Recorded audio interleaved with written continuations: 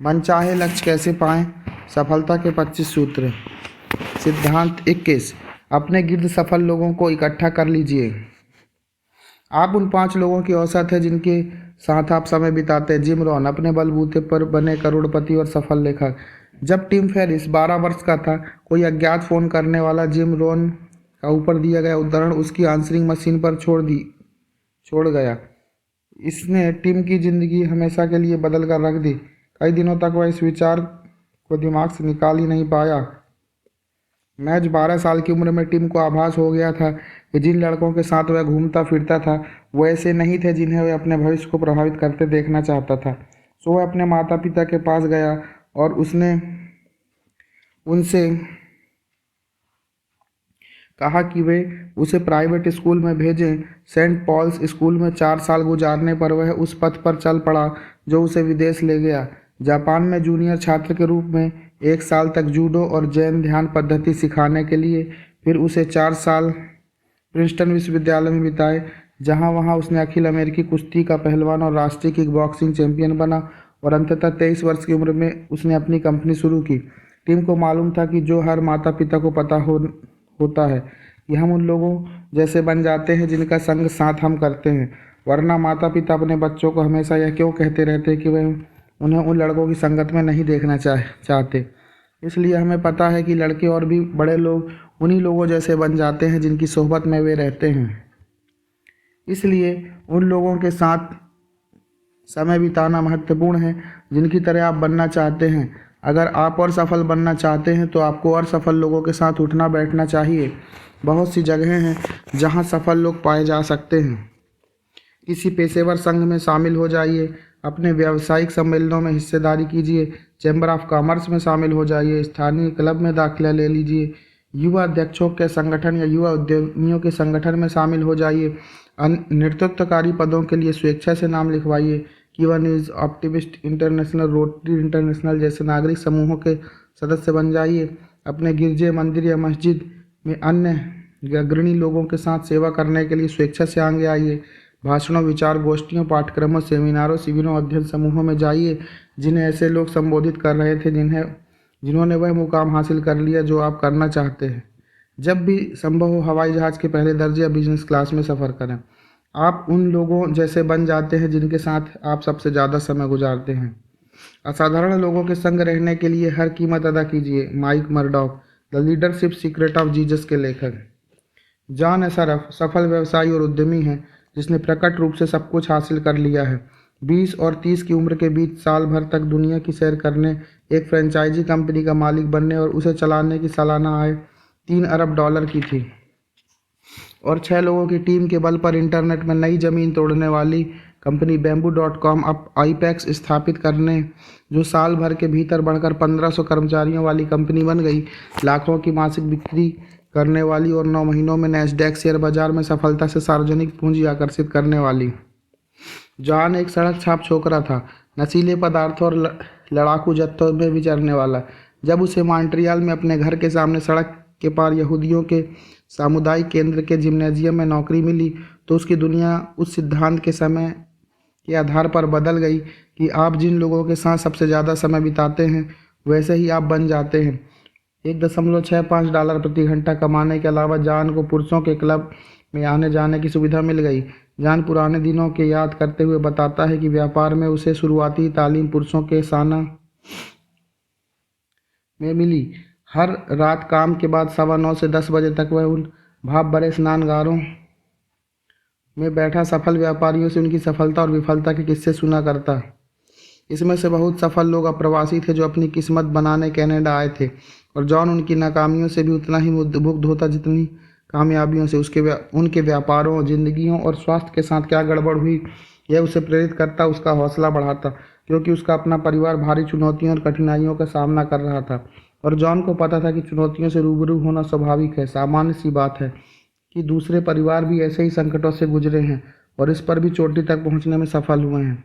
इन कामयाब लोगों ने जॉन को अपने सपनों का साथ कभी न छोड़ना सिखाया, चाहे कैसे भी विफलता हो। उन्होंने उसे बताया, दूसरा रास्ता आजमाओ, बगल से, ऊपर से, बीच से जाने की कोशिश करो, लेकिन हिम्मत मत हारो, कोई ना कोई रास्ता हमेशा मौजूद होता है। जॉन ने इस सफल लोगों से यह भी सीखा कि इससे कोई फर्क नहीं पड़ता कि तुम कहाँ पैदा हुए, किस जाति, नस्ल या रंग के हो, तुम्हारी उम्र क्या है, या तुम अमीर परिवार से आते हो या गरीब से। उस नाना घर में बहुत से लोग टूटी फूटी अंग्रेजी ही बोल पाते थे। कुछ गैर शादीशुदा थे और कुछ का तलाक हो चुका था। कुछ सुखी विवाहित जीवन बिता रहे थे और कुछ नहीं। कुछ स्वस्थ थे और कुछ का बुरा हाल था। कुछ के पास कॉलेज की डिग्रियां थी और कुछ के पास नहीं थी। कुछ लोग तो कभी हाई स्कूल में नहीं गए। पहली बार जॉन को एहसास हुआ कि सफलता सिर्फ उन्हीं की बपौती नहीं है जो चुनौतियों से रहित खाते पीते परिवारों में पैदा हुए हैं, जिन्हें हर सुख सुविधा बिना कोशिश किए मिली है। उनकी समझ में आया कि आपके जीवन की स्थितियां कैसी भी हों, आप जीवन को सफल बना सकते हैं। वह जीवन के हर क्षेत्र और स्थितियों से आने वाले लोगों की मौजूदगी के बीच था, जिन्होंने कर दिखाया, जो अपना ज्ञान और अनुभव उनके साथ खुले तौर पर बांट रहे थे। इस तरह हर रात जॉन अपने निजी व्यापार विद्यालय यहूदियों का सामुदायिक केंद्र के साना स्नान घर में हाजिरी देता। आपको भी ऐसे लोगों के बीच रहने की ज़रूरत है जिन्होंने कर दिखाया है। आपको ऐसे लोगों से घिरे रहने की आवश्यकता है जिनका नज़रिया सकारात्मक है, जीवन के प्रति समाधान उन्मुख रवैया है। ऐसे लोग जो जानते हैं वे जो भी हासिल करने चलें उसे हासिल कर सकते हैं। आत्मविश्वास संक्रामक है और आत्मविश्वास का अभाव भी। Wins Lombardy, Green Bay packers के प्रमुख कोच, जिन्होंने इस टीम को 6 डिवीजन खिताब, 5 राष्ट्रीय चैंपियनशिप और 2 सुपर बोल प्रतियोगिताएं जिताई। बुरी हालत है वाले क्लब से बाहर आइए। 2 तरह के लोग होते हैं, लंगर और मोटर। आपको लंगरों से पीछा छुड़ाना है और मोटरों का संग निभाना है, क्योंकि मोटर तो कहीं जा रहे होते हैं और मज़ा भी ज़्यादा ले रहे हैं। लंगर तो महज आपको नीचे खींच कर ले जाएंगे। वाइलैंड, विश्व प्रसिद्ध समुद्री चित्रकार। जब मैं शिकागो हाई स्कूल में प्रथम वर्ष का इतिहास अध्यापक था तो मैंने बहुत जल्दी अध्यापकों के कक्ष में जाना बंद कर दिया, जिसे ही मैंने शीघ्र ही बुरी हालत है वाला क्लब का नाम दिया।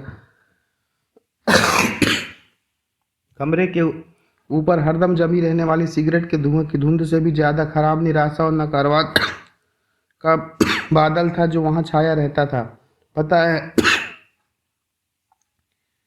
है अब वे क्या चाहते हैं कि हम करें? इस साल फिर सीमंस नाम के उस लड़के को गणित में मेरे हवाले किया गया है। वह पूरा आतंकवादी है। इन लड़कों को सिखाने का कोई तरीका नहीं है। वे पूरी तरह काबू के बाहर हैं। वह नकारात्मक फैसलों, आलोचनाओं, दोष गिनाने और शिकायतें करने की अंतहीन धारा थी। जल्दी ही मैंने समर्पित अध्यापकों के एक समूह को खोज लिया जो अक्सर पुस्तकालय में पाए जाते और अध्यापकों के भोजन कक्ष में 2 अलग मेजों पर खाना खाते। वे आशा से भरे थे और उन्हें विश्वास था कि वे किसी भी किस्म की स्थिति में जो उनके सामने आए निपट सकते थे।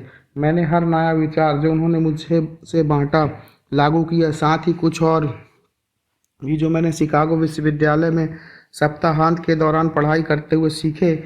नतीजा यह हुआ कि आपके अध्यापन के पहले साल ही मुझे छात्रों ने वर्ष के सबसे अच्छे अध्यापक के रूप में चुन लिया। चुनाव करें। मैं जिनके साथ नहीं रहना चाहता उनकी संगत नहीं करता। बस मेरे लिए यह एक वरदान रहा है और मैं आशावान बना रह सकता हूँ। मैं उनका संग साथ चाहता हूँ जो खुश हैं, जो विकसित हो रहे हैं, जो सीखना चाहते हैं। उन्हें माफ़ कीजिए और धन्यवाद कहना बुरा ना लगता हो और जो मस्ती में समय बिताते हों। John Assaraf, the street kid's guide to having it all के लेखक। मैं चाहूँगा कि आप एक मूल्यवान अभ्यास करें जो मेरे गुरु डब्ल्यू क्लेमेंट स्टोन ने मेरे साथ किया।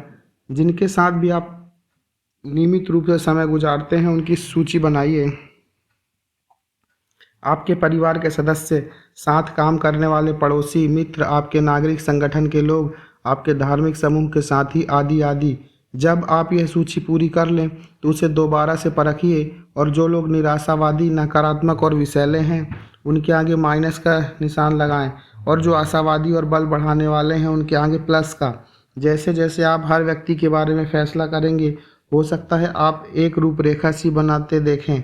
शायद आपके दोस्त हों जो आपके किए गए हर काम पर नाना कहते हों। यह संभव है परिवार के सदस्य आपको लगातार नीचा दिखाते और आपके आत्मसम्मान और आत्मविश्वास को खोखला करते हों। मैं चाहता हूं कि आप वही करें जो मिस्टर स्टोन ने मुझे करने को कहा। उन लोगों के साथ समय बिताना बंद कर दीजिए जिनके आगे माइनस का निशान हो। अगर यह असंभव हो, और याद रखिए कुछ भी असंभव नहीं है, यह हमेशा चुनने की बात होती है, तब उस वक्त को सख्ती से बहुत कम कर दीजिए जो आप उनके साथ बिताते हैं। आपको दूसरों के नकारात्मक असर से मुक्त होना चाहिए। इसके बारे में सोचिए। मुझे यकीन है आप ऐसे लोगों से वाकिफ़ हैं जो कमरे में दाखिल होते ही पूरी तरह से आपकी ऊर्जा खींच लेते हैं।